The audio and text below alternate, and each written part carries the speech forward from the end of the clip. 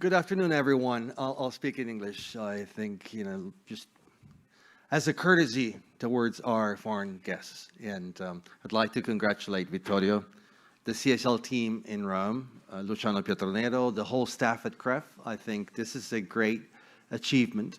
And it goes very well in the direction that I was hoping CREF would take when we started.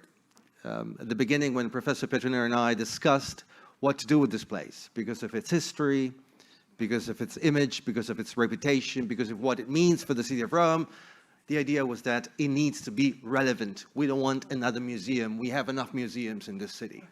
We do need something which is practical, that can help, especially those that want to make Rome a better place, become a better place. And as a policymaker, I can tell you that we desperately need ideas. We desperately need tools. I sat for 2 years in cabinet. And you may not be surprised to know that a lot of our leaders in the world often take initiatives and policies based on their intuition.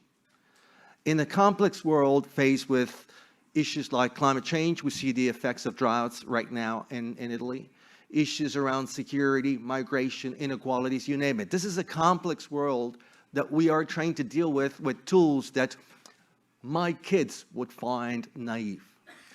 And even sitting in cabinet, I realized that often policy leaders simply decide to deal with these challenges by following their own instinct. And we do need tools, we do need methods, we do need data. We often talk about complexity these days, but how do we deal with complexity? We deal with it in words, but do we really know how to deal successfully with complexity without using tools, without using technology? So what I see coming out of this Sony CSL initiative is exactly this. It's equipping society, equipping academia, equipping scientists, but also policymakers, with whether it's the mayor of Rome, whether it's a local leader, whether it's a local representative, or the national government or international institutions, with tools that can enable us to make a difference. Building a sustainable city is not easy. You can tell. I mean, my friends from Rome's administration we see this every day. Creating even a successful sustainable company is very hard. I'm sure that our friends at Sony probably struggle with that every single day.